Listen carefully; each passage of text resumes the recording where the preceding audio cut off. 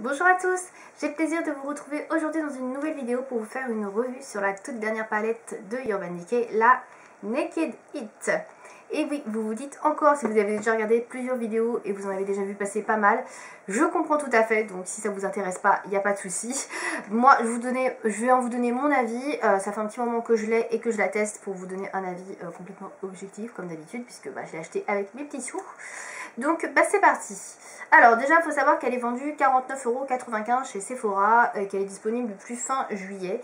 J'ai dû l'acheter fin juillet, il me semble, quelque chose comme ça, je sais plus trop, enfin bref. Ça c'est pas le plus important.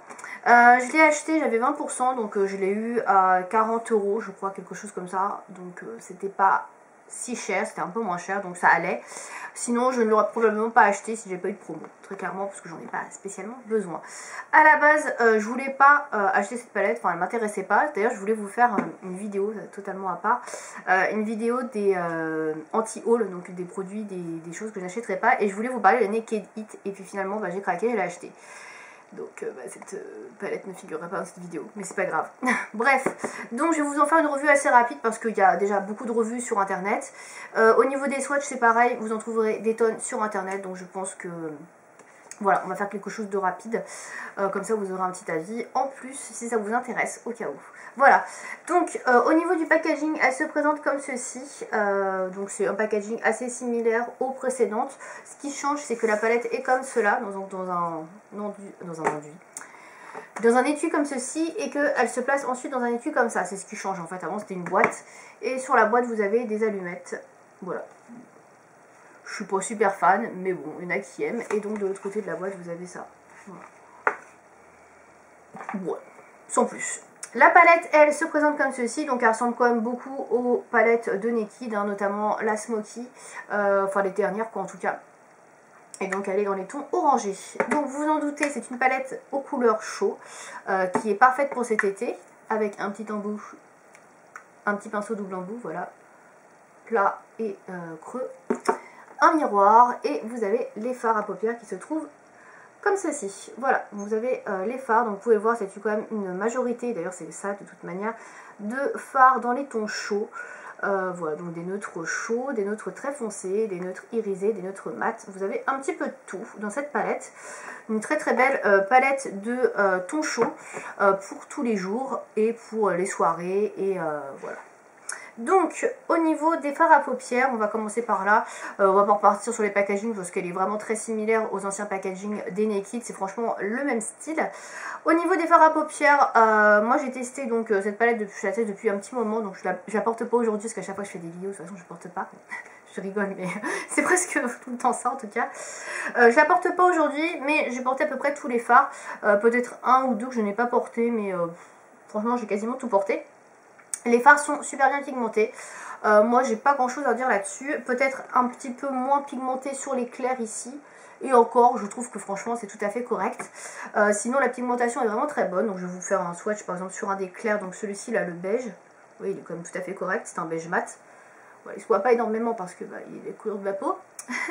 Forcément. Et je vais vous en faire un plus foncé, donc mat, et un irisé. Donc ça c'est dans les deux couleurs foncées. Donc vous voyez, on les voit très très bien. La pigmentation est top, très très bonne, très au rendez-vous. Les fards irisés, moi je les aime particulièrement, je les trouve vraiment très très bien. Au niveau de l'application, ils ont un petit fini un petit peu satiné, crémeux, que j'aime beaucoup. Et ils sont très faciles à travailler et à estomper, donc moi je les trouve vraiment très bien. C'est pas trop poudreux, c'est beaucoup moins poudreux que la palette Modern Renaissance de chez Anastasia. Il y en a qui trouveront que ces palettes là, d'ailleurs celle-ci de chez Urban Decay d'Anastasia se ressemble un peu. Je trouve que celle d'Anastasia a quand même un peu plus de nuances. Là on est vraiment beaucoup dans les mêmes nuances. Donc pour les points positifs, comme je vous disais, les fards sont bien pigmentés, elles sont faciles à travailler, il n'y a pas beaucoup de chutes je trouve pour du Urban Decay, je trouve que c'est tout à fait respectable. Les couleurs sont magnifiques, sont intenses, elles sont de saison on va dire avec l'été. Moi je les trouve très très belles, ça en tout cas pour les couleurs moi j'aime beaucoup. Et moi qui porte pas beaucoup d'orange et qui est un peu réticente à mettre du orange, franchement je trouve que les couleurs sont bien choisies.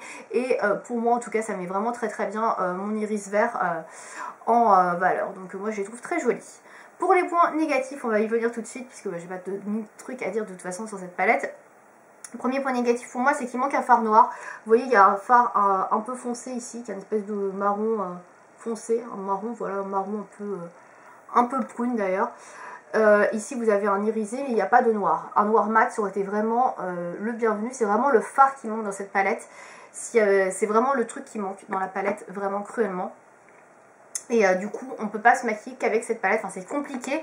J'arrive à me débrouiller avec le fard marron foncé, à faire un maquillage vraiment entier avec ça, mais ça manque quand même un petit peu d'intensité et moi j'aime bien rajouter effectivement un fard noir ou alors de l'eyeliner pour celles qui sont plus à l'aise. Mais en tout cas ouais, je trouve que ça manque un petit peu de couleur très très sombre pour pouvoir justement parfaire le make-up et faire que la palette se suffit à elle-même. Là pour le coup, pour moi il manque ça, ça ne suffit pas à 100% à soi-même. Au niveau de la palette, je dirais qu'à 90% on peut faire des maquillages avec, il y a des choses claires, on peut faire des choses plus pour le jour ici des smokies, mais il manque toujours ce noir et c'est vrai que le noir ça manque beaucoup je trouve à la palette.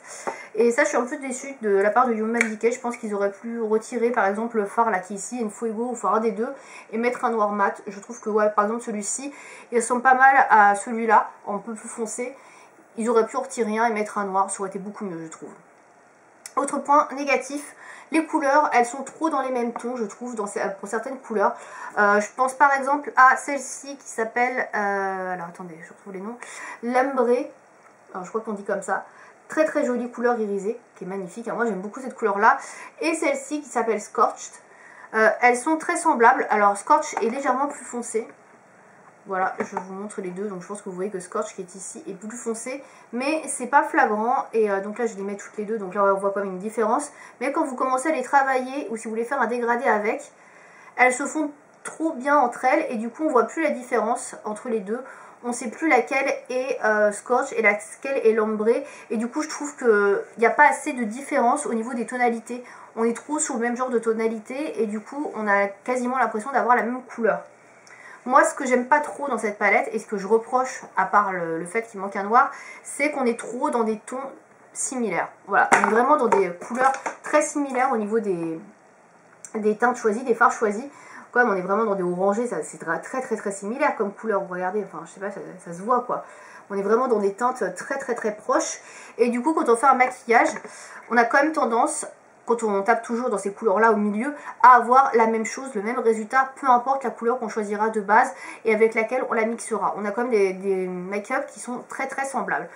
À part si vraiment vous tapez dans les extrêmes qui sont ici et dans les extrêmes qui sont là, si vous tapez dans tout le reste du milieu pour faire un maquillage et que vous l'assemblez, je trouve que les résultats sont super similaires. On voit vraiment pas de différence. Moi j'ai essayé de faire un maquillage par exemple avec une couleur plus claire comme l'ombré et une couleur plus foncée comme Scorch. Moi, mes collègues, elles avaient vu que du feu. Elles croyaient que j'avais fait exactement le même make-up du jour au lendemain. Et la différence, elle est minime. Il a un poil plus foncé, certes, mais c'est tellement minime qu'on voit quasiment rien au niveau de la différence. Donc ça, c'est un petit peu le bémol avec cette palette. Et c'est pour ça que j'avais hésité à l'acheter, parce que je trouvais que les couleurs étaient vraiment trop semblables. Et c'est vrai que j'aurais aimé avoir plus de nuances, des couleurs plus tranchées, un peu plus foncées, un peu plus claires, et un peu moins toutes dans la même tonalité. Voilà.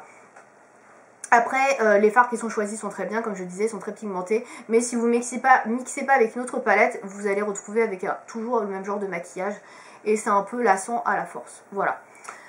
Donc voilà pour mon avis sur la Naked Heat. Est-ce que c'est une palette que je recommande? Pas spécialement, très clairement. C'est une belle palette. Si vous êtes collectionneuse, si vous pouvez l'avoir moins chère, oui, vous pouvez la prendre. Sinon je vous la recommande pas parce que effectivement tous les tons sont assez similaires et surtout voilà, vous avez que en fait des make-up dans les tons orangés. Voilà, vous n'avez pas trop de diversité au niveau des couleurs. Donc si vous êtes collectionneuse, si vous n'avez vraiment pas de orangé, pourquoi pas. Mais sinon je vous la recommande pas spécialement parce que je trouve que ça manque un petit peu trop de nuances à mon goût. Voilà, c'est pas une palette qui suffit à elle-même. Et voilà, il manque quand même des différences de couleurs entre les fards. Voilà, après ça reste mon avis. Moi j'en suis quand même assez contente, mais bon, je suis une collectionneuse dans l'âme, donc voilà. C'est une bonne qualité, c'est une bonne qualité de fard, mais les couleurs choisies ne sont pas pertinentes. Ils auraient mieux fait de choisir différents camailleux, de orangés beaucoup plus différents, etc. Ou d'autres tons chauds, plutôt que de rester vraiment dans des couleurs trop proches. Voilà pour mon avis. Si vous avez acheté cette palette, la Naked Heat, n'hésitez pas à me donner votre avis dans les commentaires. Si vous voulez également voir des maquillages que j'ai réalisés avec cette palette, je crois qu'il y en a un qui est sur le blog, peut-être deux, je sais plus, un c'est sûr. Donc je vous donne rendez-vous sur le blog, il y aura l'adresse dans la barre d'infos comme d'habitude. Et puis n'hésitez pas à me dire si vous avez acheté cette palette ou ce que vous en pensez.